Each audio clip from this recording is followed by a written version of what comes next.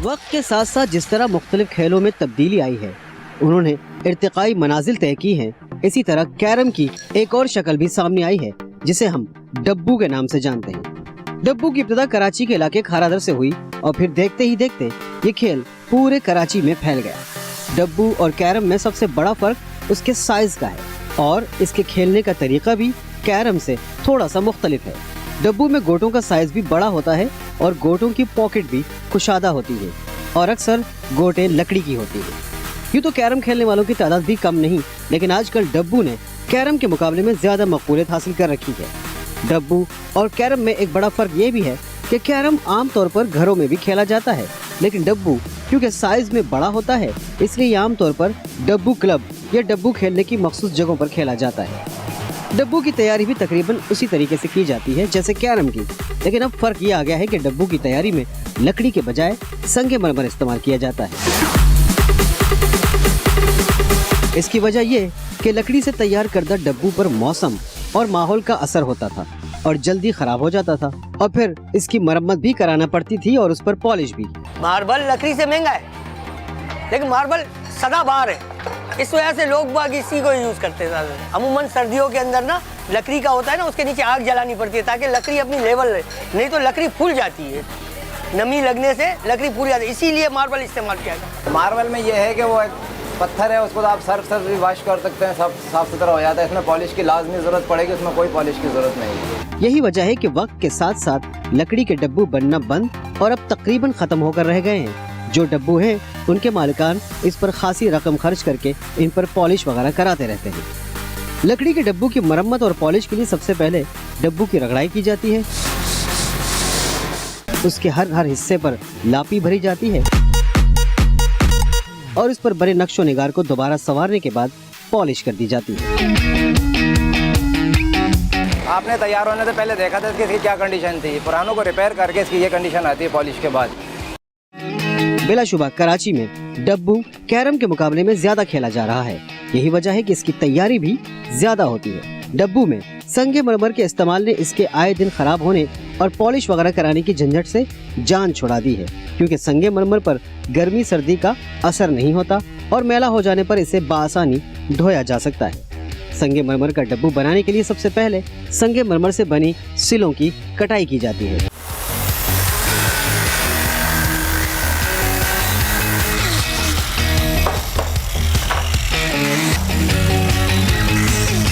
और फिर नाप तोलकर उस पर ग्राइंडर के जरिए लकीरें लगाई जाती हैं।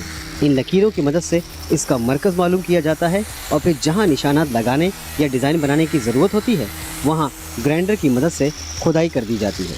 यानी वो सारा काम जो लकड़ी पर इंक के जरिए किया जाता है, संगे मरमर पर इलेक्ट्रिक ग्राइंडर से खोद कर अंजाम दिया जाता है। इस लिहाज से ये काम ज़्यादा मेहनत और महारत का मुतकाज़ी होता है।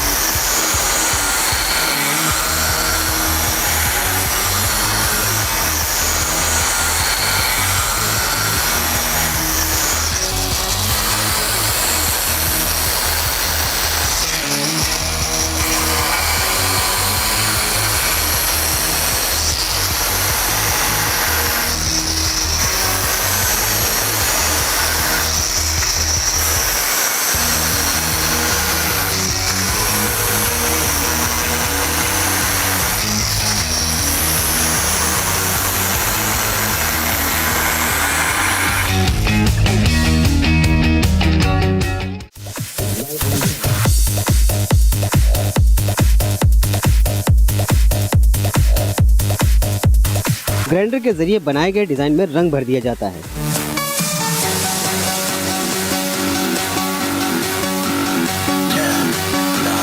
इसे कुछ देर सूखने दिया जाता है।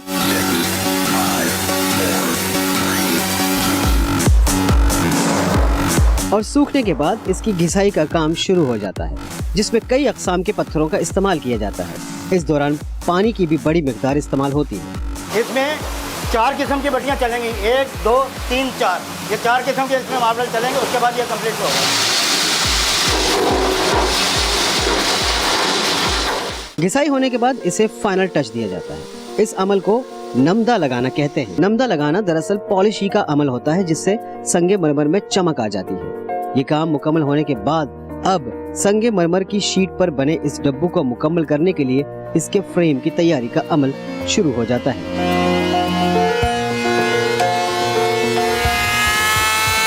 ये बिल्कुल प्लेन हो गया।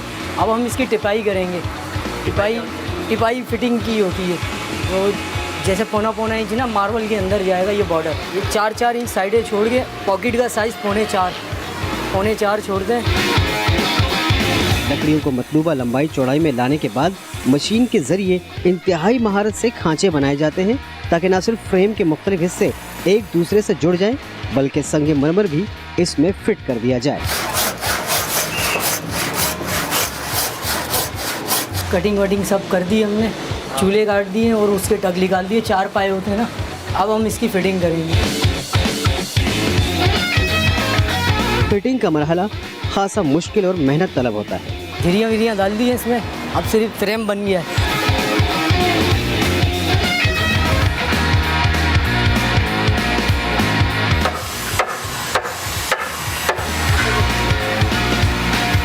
सर ये फिटिंग हो गई है इसकी। अब इसकी झालर कटिंग वगैरह नीचे की लगेगी। फ्रेम फिट होने के बाद दूसरी लकड़ियों को मुख्तलिफ डिजाइन में काट कर लगाया जाता है। सर ये हमारे गोला कटिंग तैयार हो गई है बॉर्डर के नीचे। अब ये लगाएंगे।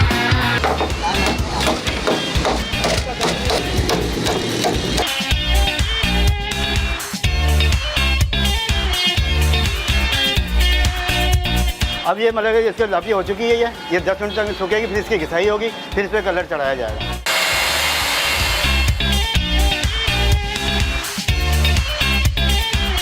और फिर इसके फ्रेम पर रंग और पॉलिश का अमल शुरू हो जाता है। इसमें रेगमाल लग चुका है। अब इस पर कलर दे रहे हैं हम लोग। कलर के बाद ये फिर फिनिशिंग में आएगा, फिर इस पर पॉलिश फाइनल हाथ लग जाएगा।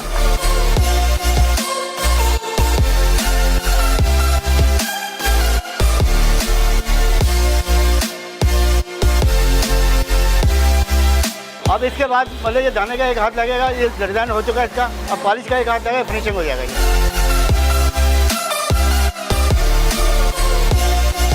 जी पहले हमने इसमें मतलब कलर चढ़ाया, पॉलिश चढ़ाई। अब ये कंप्लीट हो चुका है, फाइनल हो चुका है।